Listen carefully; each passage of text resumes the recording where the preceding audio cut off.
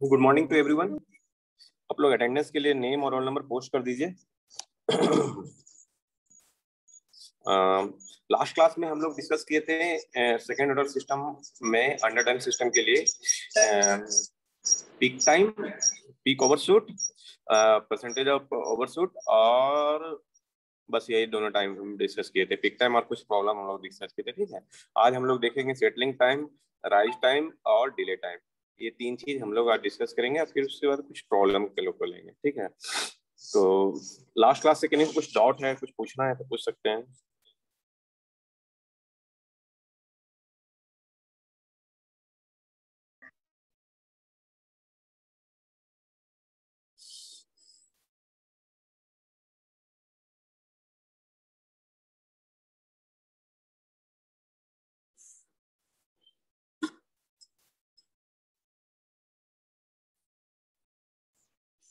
ठीक है, स्टार्ट करते हैं। तो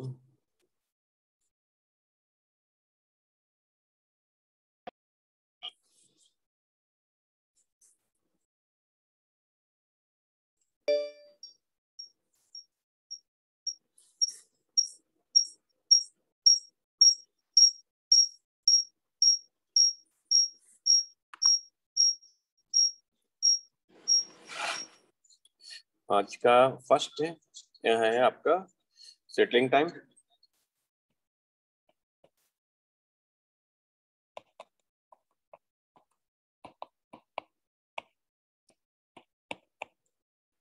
ठीक है, द टाइम ग्राफिकली बता चुके थे। Time required for transient damped oscillation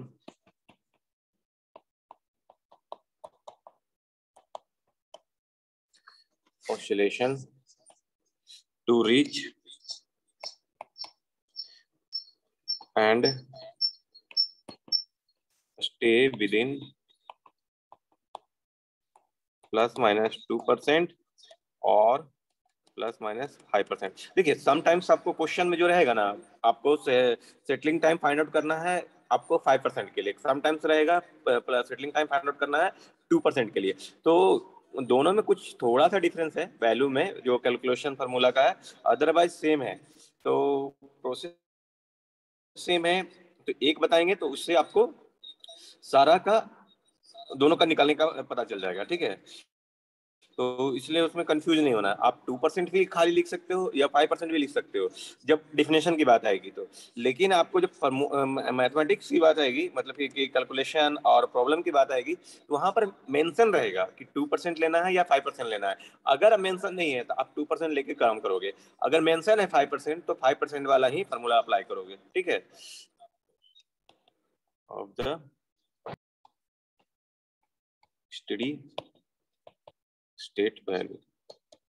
अब दो चीजें यहाँ पर है, एक ट्रांजिएंट डैम्प्ड ऑसिलेशन और स्टेडी स्टेट। स्टेडी स्टेट मतलब कि एक टी टेंड टू इंफिनिटी के पास जो हमारा जो कांस्टेंट होता है, मतलब कि जहां पर हमारा जो डैम्पिंग और ऑसिलेशन, जो टाइम के साथ वेरिएशन जो है रिस्पांस नहीं करना लगे, हम एक कांस्टेंट फ्लैट आना स्टार्ट हो जाए, दैट इज मतलब कि। और जो ट्रांजिएंट है, जो टाइम के साथ डैम्प कर रहा हूँ, मतलब ऊपर नीचे जो जा रहा है, that is the transient response. ठीक है, तो हम लोग का जो सीटी है,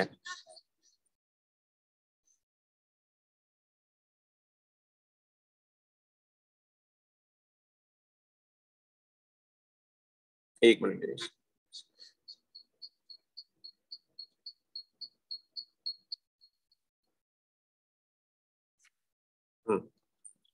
सी टी इजकल टू क्या है, 1 - e⁻ टी अपॉन √(1 -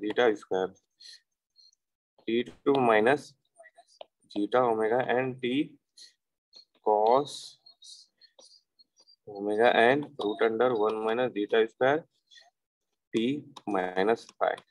देखिए, मैं और दूसरा बुक भी पढ़ रहा था, तो उसमें एक चीज देखा हूँ कि सम प्लेस पे जो है C T is equal to 1 - (e⁻) (ζ⍵n)t और root under 1 minus zeta square, sorry ये तो 2 बार नहीं होगा, एक ही बार होगा, कैंसिल।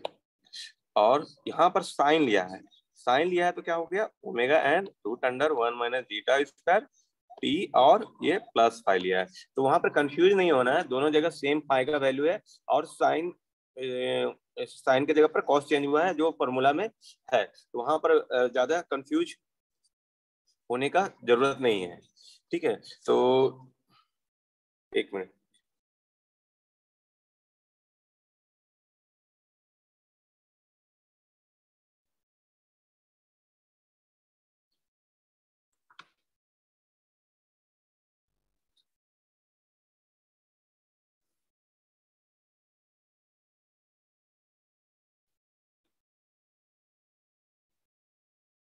ठीक है। अब नेक्स्ट है, हमको जो फाइंड आउट करना है 2% और 5% के लिए। तो 2% के लिए जब आप सेटलिंग टाइम देखोगे तो प्लस माइनस 2%, तो हेलो हाँ बोलिए। सर, वो कट क्यों किया? क्या चीज? हाँ बोलिए। सर हेलो, वो पावर क्यों कट किए वही पूछ रहे थे। क्या चीज? पावर क्यों कट किए वही पूछ रहे थे सर। पावर कहाँ कट किए बाबू, ये वाला ये नहीं होगा, ये गलत से लिखा गया था, गलती से लिखा गया था, e to power zeta omega t यहाँ पर लिख चुके थे ना, तो दोबारा लिखा गया था। Okay sir, okay. समझ गए ना यस ऑलरेडी, तो सर। है ना। तो सेटलिंग टाइम जब आप 2% के लिए करोगे, मतलब कि जो फाइनल वैल्यू का है, तो फाइनल वैल्यू का 2% आप जब लोगे, मान लो कि लॉस 2% हो रहा है, तो सीटी का मतलब कि क्या हो जाएगा 0.98%, 8 1 minus e to minus zeta omega N T upon root under 1 minus zeta square और cos omega N root under 1 minus zeta square T minus five. ठीक है, अब जो है आप यहाँ पर एक चीज गौर कीजिएगा, जो यहाँ पर हम जो डिस्कस कर रहे हैं कि सेटलिंग टाइम कहाँ के लिए, स्टेडी स्टेट के लिए कर रहे हैं। ये जो डैम्पिंग हो रहा है, ये कॉज के कारण डैम्पिंग हो रहा था, और ये जब स्टेडी स्टेट आ जाए, लगभग ऑलमोस्ट स्टेडी स्टेट आ जाए, तो मतलब क्या है कि हम कॉस का जो वैल्यू है या साइन का वैल्यू, जो साइन का टर्म है या कॉस का वैल्यू, वो कंसिडर क्या कर रहे हैं, 1 कंसिडर कर रहे हैं, क्योंकि वो ऑलमोस्ट 1 वैल्यू आएगा, ये कांस्टेंट आएगा, मतलब कि cos 0 1, मतलब कि ऑसिलेशन नहीं आ रहा है, मतलब कि कुछ भी फ्रीक्वेंसी नहीं है, दैट इज द ऑलमोस्ट 1। तब आपका e to minus zeta omega N T root under 1 minus zeta square equal to 0.02 होगा फ्रॉम हियर। और क्या किए हम लोग, consider cos omega N root under 1 minus zeta square T minus five equal to 1। और जब यहां से आप फाइंड आउट करोगे, तो ये टी क्या हो गया, सेटलिंग टाइम हो गया, हम जो टाइम ले रहे हैं that is the settling time, वो उतना दूर का duration, omega N T S capital में लिख दीजिए 1 माइनस जीटा स्क्वायर और 0.02। अब ये मल्टीप्लाई होगा T two minus zeta omega N T S 0.02 root under 1 minus zeta square.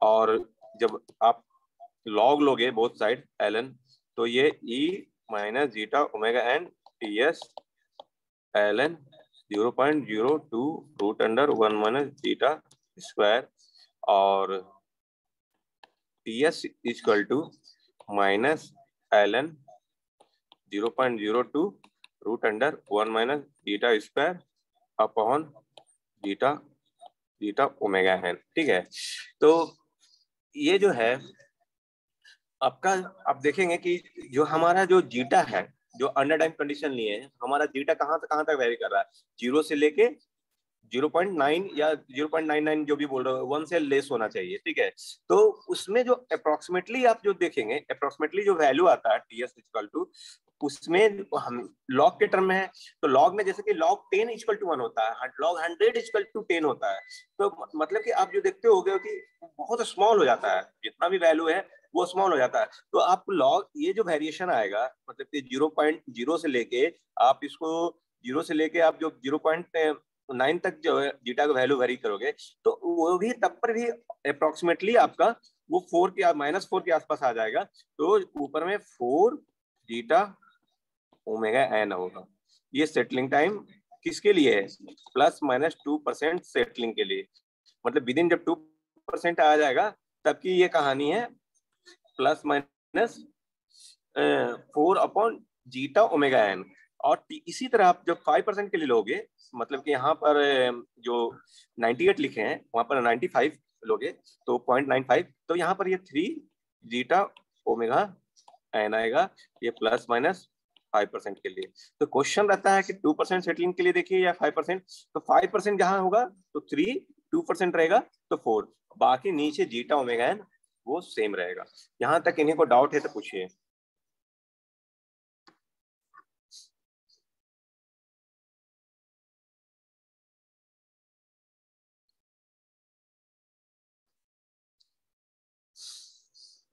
आगे बढ़े।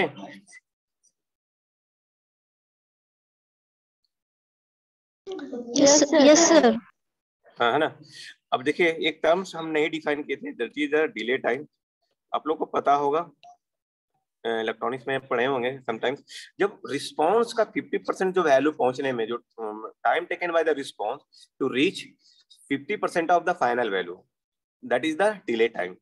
लिख देता हूं, ये भी एक है, it is time required for the response to reach half of its final value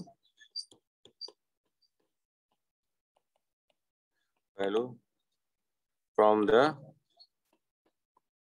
zero instant।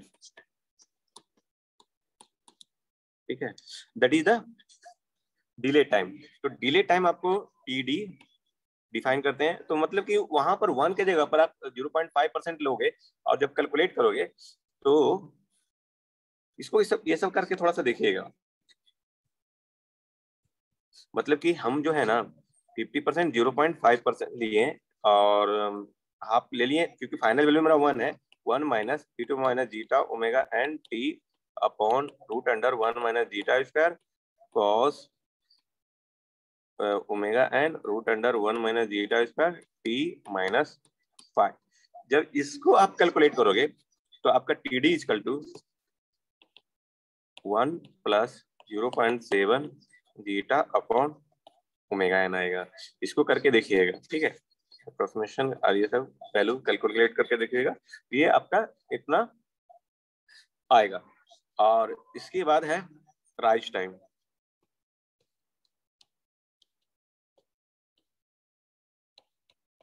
देखिए राइज टाइम में 2-3 कंफ्यूजन। देखिए नॉर्मल्स की जो बुक है, नॉर्मल्स की बुक में आप स्टडी करोगे, नॉर्मल्स की बुक से स्टडी करोगे तो आपको जो time response, second order time response है अंडर टाइम सिस्टम के लिए एनालिसिस कर रहा है, और वहां पर राइज टाइम जो लिखा है 10% से 90% पहुंचने में जो टाइम लगता है that is the rise time. ठीक है, लेकिन अदर्स बुक्स जैसे कि बीएस मान के या ये सब लोकल बुक देखोगे तो जो 10% to 19% जो कंडीशन दिया गया है वो ओवर डैम सिस्टम के लिए दिया गया है। ठीक है, और अंडर डैम सिस्टम के लिए दिया है 0 to 100% पहुंचने में जो टाइम लगता है that is the rise time. तो दो चीज है, मैं थोड़ा सा आप लोग लिख लीजिएगा, मतलब कि 0% टू 100% रीच करने में जो टाइम लगता है that is the rise time for under time. और 10% टू 90% रीच करने में लगता है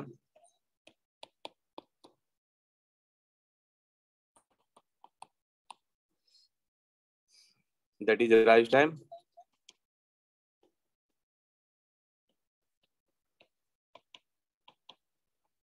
फॉर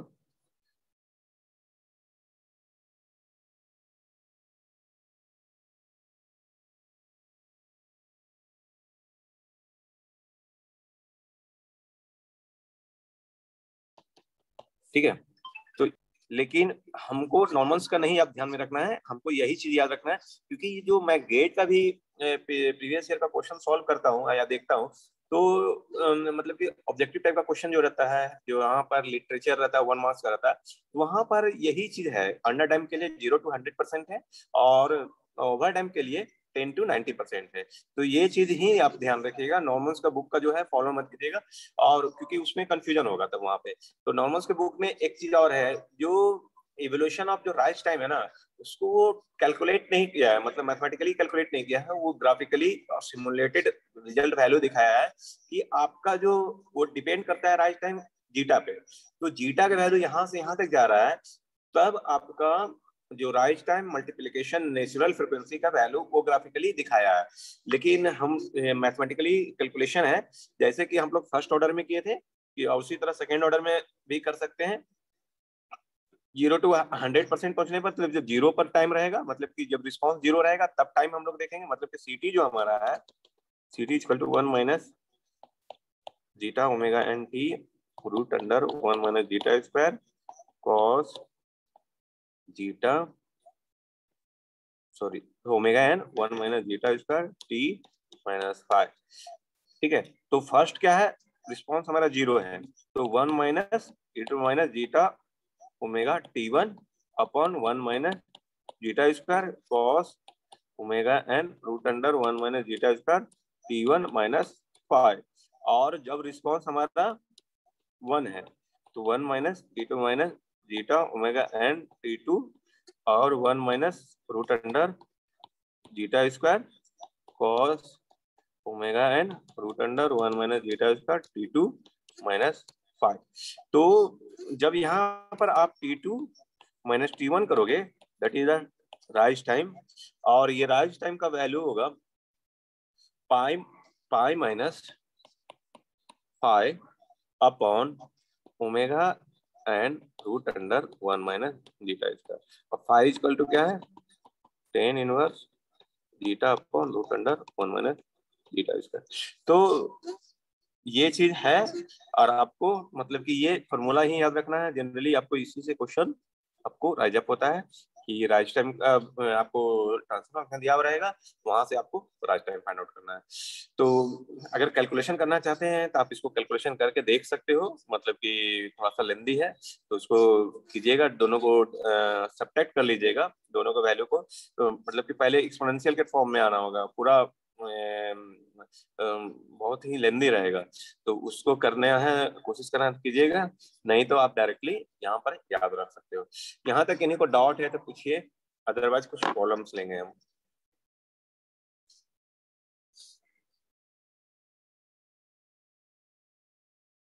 आगे बढ़े, अगर नहीं डाउट है तो।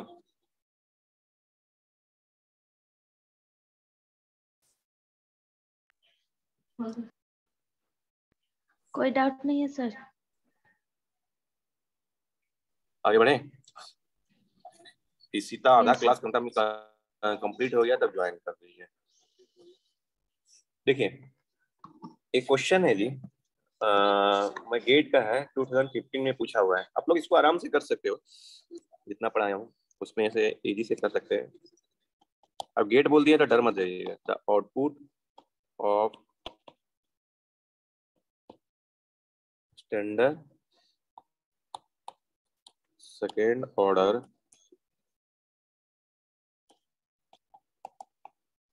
System for unit step input is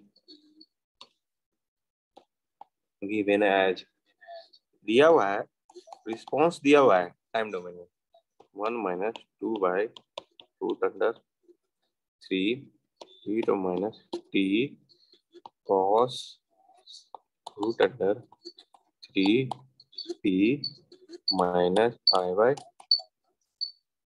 6 pi by 6, the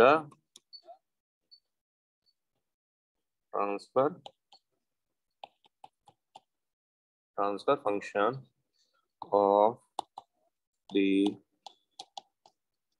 system is, आपको transfer function of the system find out करना है।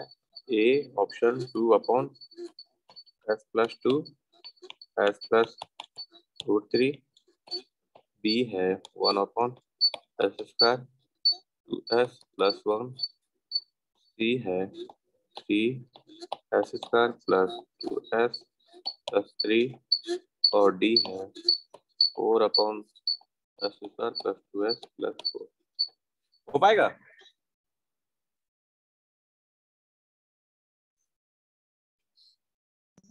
सर अभी सॉल्व करना है? हाँ अभी सॉल्व करना है।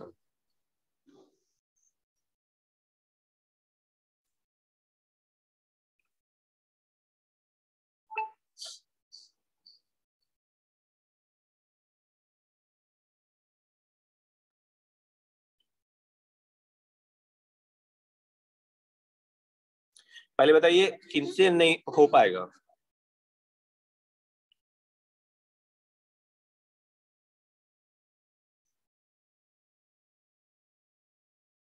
किन्हीं से भी नहीं हो पाएगा? कॉपी कलम लेके बैठे नहीं सर, क्या करें?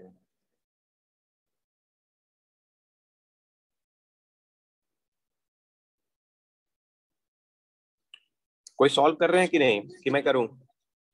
सर देख रहे हैं। हाँ ठीक है, गुड गुड। देखो सर, इसमें कुछ नहीं करना है, जो आपका स्टैंडर्ड टाइम डोमेन में सेकेंड ऑर्डर सिस्टम है उससे कंपेयर करना है। कंपेयर करके क्या निकालना है आपको? जीटा और ओमेगा एन निकालना है। जीटा और ओमेगा एन निकल गया तो आपको ये फाइंड आउट हो जाएगा।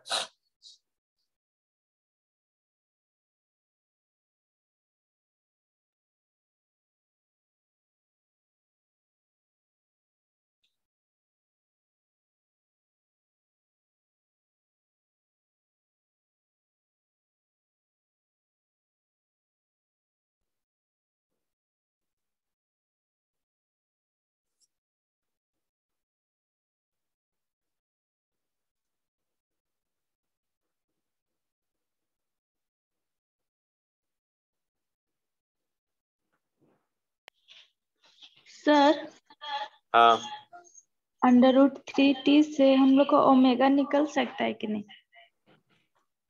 √3 नहीं समझ में आया। देखो इसमें कुछ नहीं करना था बाबू, आप लोग डर गए हो लगता है। C T is equal to 1 minus P2 minus zeta omega N T है ना, √1 माइनस जीटा स्क्वायर, ठीक है। और आपका स्टैंडर्ड जो वैल्यू है cos omega N √1 minus zeta square minus 5। अब इससे कंपेयर कर लो, तो कंपेयर करोगे तो देखोगे कि माइनस जीटा ओमेगा एन इसका वैल्यू 1 से कंपेयर हो रहा है क्योंकि ई टू माइनस टी है। और कॉस के अंदर में आ जाओ, omega N √1 minus zeta square equal to आपका कितना है? वो √3 है। तो √3 को फर्स्ट ऑफ ऑल स्क्वायर कर लो, ये नीचे वाले को। तो ओमेगा एन स्क्वायर और 1 माइनस जीटा स्क्वायर, ये 3 आ गया।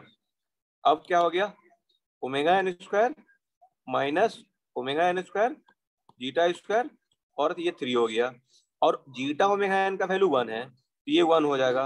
Omega n square equal to 3 plus 1 equal to 4। अब तुम देखो कि किस ऑप्शन में 4 आ रहा है ओमेगा एन स्क्वायर। आपको बाकी अब करना ही नहीं है, जीटा निकालना ही नहीं है, अपना टाइम नहीं किल करना है हमको। हमको पता है कि हमको standard value omega n square upon S square plus 2 zeta omega n s plus omega n square हो रहा है। अगर दोनों दो सिमिलर आ जाता तब हम सेकंड वैल्यू पर आएंगे, जीटा निकालने के लिए कोशिश करेंगे। अगर हमको सिमिलर ही नहीं आ रहा है तो हम जीटा क्यों निकालेंगे? ओमेगा एन स्क्वायर हमारा 4 यहाँ पर सिर्फ आ रहा है और किसी में भी 4 नहीं है, तो हमारा ऑप्शन डी होगा, कॉन्फिडेंटली मारेंगे। आप जीटा हम कैलकुलेट क्यों करने जाएं? जो हमको अगर कोई सिमिलर रहता तब हम जीटा निकालते हैं। तो जीटा यहाँ पे सिमिलर है ही नहीं। आप यहाँ और मतलब कि ओमेगा एन सिमिलर है ही नहीं तो हम निकालने का कोई जरूरत ही नहीं है। तो आपका 4 आ गया, ऑप्शन डी हो गया। ऑप्शन दिया हुआ है इसलिए इजी है। और यहीं पर आपको जीटा का निकालने का वैल्यू रहता तो 4 यहाँ पर आ गया, omega n equal to t और zeta omega n equal to zeta zeta equal to 0.5। ये भी कैलकुलेट हो गया, आप उससे भी कंपेयर कर सकते हो। तो इस तरह से इजी सब क्वेश्चन रहता है, डरने का जरूरत नहीं है। आप लोग को थोड़ा सा कोशिश करोगे तो हो जाएगा। एक क्वेश्चन और है, जिसमें कंसेप्ट देना चाह रहा था मैं।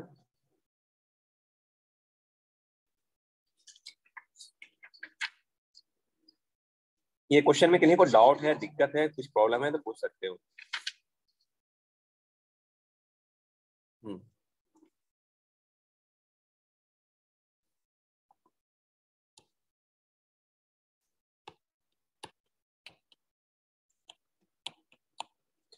The transfer function of a plant is 5 upon s plus 5 s square plus s plus 1। ठीक है। The second order approximation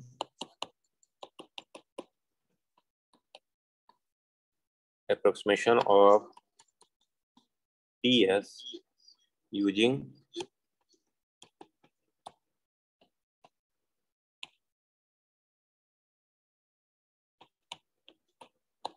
dominant pole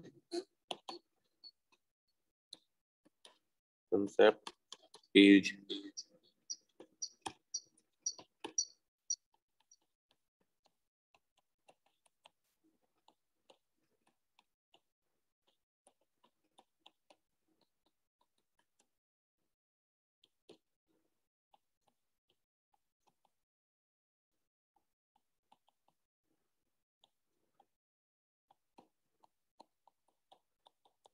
इसका ऑप्शन बताइए आंसर। हमको क्या दिया हुआ, थर्ड ऑर्डर में सिस्टम दिया हुआ है। ठीक है, थर्ड ऑर्डर में मेरा सिस्टम है क्योंकि 3 पोल्स है, 3 पोल्स है, थर्ड ऑर्डर सिस्टम है। हमको सेकेंड ऑर्डर अप्रोक्सीमेशन मेथड मतलब कि से हमको डोमिनेट पोल बताना है कि कौन सा डोमिनेटिंग पोल होगा जिसको हम सेकेंड ऑर्डर में रखेंगे।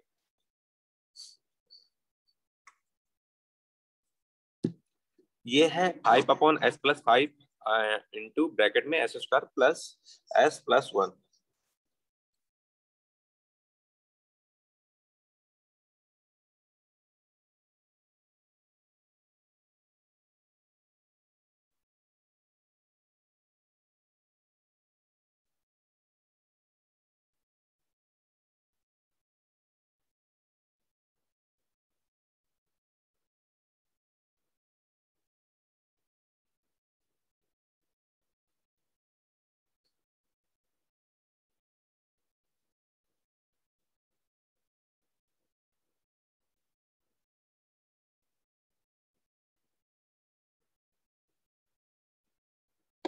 हो पाएगा?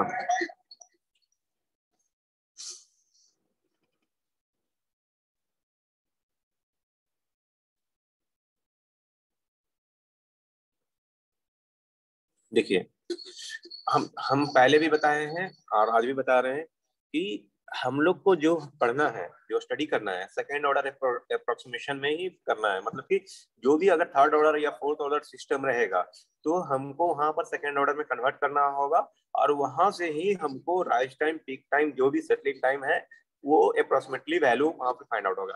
तो इसमें जो हम लोग को देखना होता है फर्स्ट कि जो फर्स्ट ऑफ ऑल आपको जो भी ट्रांसफर फंक्शन दिया हुआ रहेगा उसका पोल्स आप प्लॉट करोगे। मतलब कि पोल्स कहाँ कहाँ आ रहा है। एक पोल्स देखिए -5 पे आएगा, बाकी 2 पोल्स है जो आप यहाँ पर देखोगे S1 2 तो -b -1 plus minus root under b square 1 minus 4 AC 4 upon 2a 2 तो -1 plus minus 3 root under 3j upon 2। मतलब कि -1 के आसपास आएगा। एक पोल यहाँ, एक पोल यहाँ आएगा। तो जो पोल्स ओरिजिन के नजदीक रहेगा, पहले भी बोले थे आज भी बोल रहा हूँ, जो पोल्स ओरिजिन के नजदीक रहेगा that pole will be the dominate pole. मतलब कि जो पोल, दो poles are near to origin that will be the dominate pole. मतलब कि उसी का इफेक्ट आपका ट्रांसफर फंक्शन में, आपका सिस्टम में ज्यादा रहेगा, अदर पोल्स का कम रहेगा। मतलब कि उसको हम नेग्लिजिबल कर सकते हैं। तो यहाँ पर जो हम लोग को बोला जा रहा है the transfer function of a plant is given there. कोई भी प्लांट है उसका आप ट्रांसफर फंक्शन फाइंड आउट कर रहे हो तो आया 5 upon s plus 5 into s square plus s plus 1.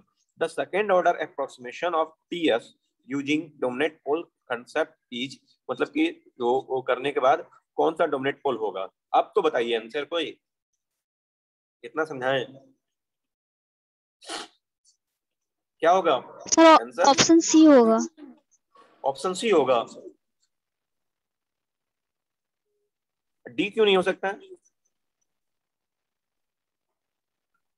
D क्यों नहीं हो सकता है? दोनों तो सेम है।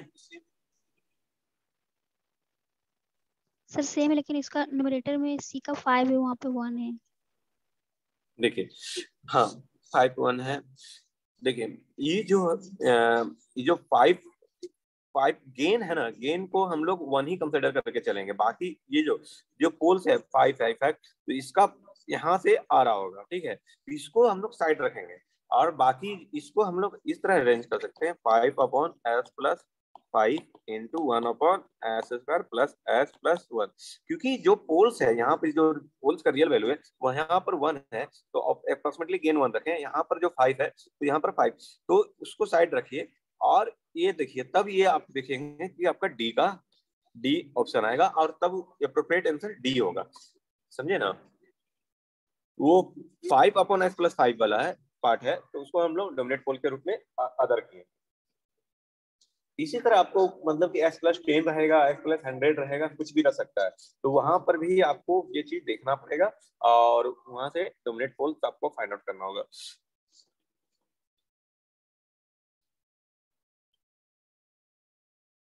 और नहीं तो एक इसका और अच्छा सा ट्रिक है, मतलब कि 5 अपॉन एस प्लस 5 है, और ये S square plus S plus 1। तो इसको जब आप टाइम कांस्टेंट फॉर्म में करते हैं, मतलब कि ये फ्रीक्वेंसी फॉर्म में टाइम कांस्टेंट फॉर्म में करेंगे, तो 5 अपॉन ये 5 बाहर आएगा, S plus S by 5 plus 1 आएगा। तो 1 के रिस्पेक्ट में आप अब यहाँ देखिए, अब ये अब देखिए 1 के रिस्पेक्ट में ये 5 बहुत बड़ा है, मतलब कि हम जो पोल्स हमारा 1 के आसपास आ रहा है, ये 5 बहुत बड़ा है, तो ये 0 कंसिडर करेंगे। ये तब यहाँ पर 0 होगा, और ये कैंसिल आउट हो जाएगा। यहाँ से भी आप समझ सकते हो S square plus S plus 1 आएगा। मतलब कि अगर कहीं पर 100 रहता और एस प्लस 10 रहता, और S square plus S plus 1 रहता, तो हम लोग को 100 तो ऊपर में रहेगा, 10 बाहर लोगे, एस बाई 10 प्लस 1 और S square plus S plus 1। तो आप देखेंगे 10 बहुत ज्यादा है, तो जो हमारा फ्रिक्वेंसी है उससे हम लोग का ये 1 के रिस्पेक्ट में क्या होगा, कम होगा, और इसको 0 कंसिडर करेंगे। अब क्या हो जाएगा, ये 10 upon S square plus S plus 1 ये आएगा। नहीं, इसलिए मैं बोल रहा था कि इसको 5 वाले टर्म को 5 के साथ है उसको साइड रखना है। तो ये इस तरह वे से इस वे से आप लोग फाइंड आउट कर सकते हो डोमिनेटिंग पोल। यहाँ तक किन्हीं को डाउट है, कुछ समझना है, पूछना है, तो बोल सकते हैं।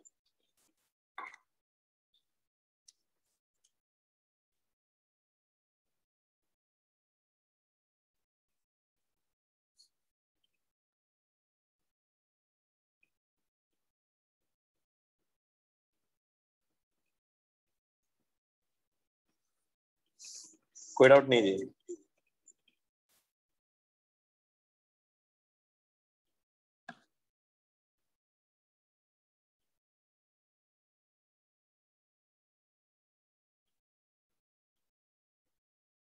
देखिए क्वेश्चन और है, 4 मिनट टाइम है, आप लोग इसको फाइंड आउट करने की कोशिश कीजिएगा। जीएस ट्रांसफर फंक्शन दिया हुआ है S plus 6 upon A S square plus S plus 6 है ना। इफ डैम्पिंग रेशियो जो जीता है इक्वल टू 0.5 है, ठीक है। तो when the value of k its damping ratio will be 0.1, then k का वैल्यू आपको फाइंड आउट करना है। कर पाएंगे इसको? कीजिए तो।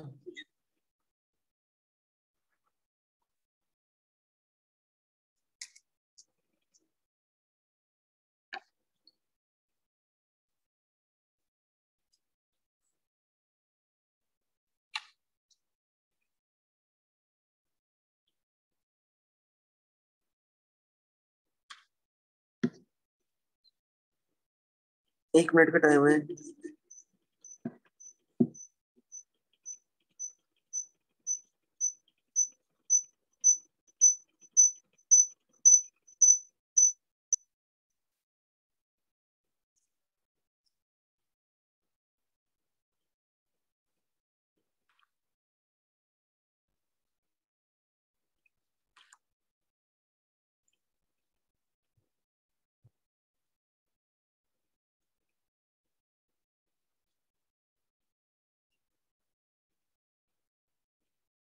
हो पाएगा?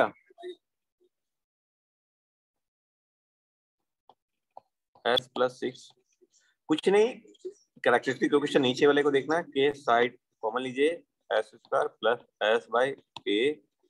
s/k + 6/k, ठीक है। कंपेयर कीजिए इससे s² + 2ζ-ωnS + ωn², इसे कंपेयर कीजिए तो आपको देखेंगे ωn² = 6/k, ωn = √6/k, ठीक है। और 2ζ-ωn = 1/k, और ओमेगा है ना, तो आपका आप रखिए 2 इंटू जीटा का वैल्यू 0.5 इंटू ओमेगा एन का वैल्यू रखिए √6/k और 1/k, ये 1 हो जाएगा, स्क्वायर कीजिएगा 6/k, k = 1/k², k cancel out तो k = 1/6 हो जाएगा। ये आंसर है, यही था। ठीक है, आज का क्लास यहीं तक रहने देते हैं। किसी को कुछ डाउट है तो पूछिए। नेक्स्ट क्लास में एरर कांस्टेंट हम लोग डिस्कस करेंगे, velocity error constant, acceleration error constant, displacement error constant. और आप लोग जो ग्रुप में लिखे हैं, 2 लोग हैं hacking freaks, sir please let me in, और एक बबी सर, तो ये सब आप लोग 9-12 में आ रहे हो, 9-23 में इंटर करने के लिए कोशिश कर रहे हो, तो कहाँ से कोई ध्यान देगा? उतना तक वेट थोड़ा करेंगे, 3-4 मिनट तक हम लोग वेट कर पाते हैं, जैसे क्लास चालू हो जाता है तो फिर उधर नहीं देख पाते हैं। तो आप लोग टाइम पर आया करो, नहीं तो फिर छूटेगा आप लोग का। ठीक है, किसी को कुछ डाउट है पूछना है तो पूछिए, अदरवाइज क्लास लेफ्ट कर सकते हैं।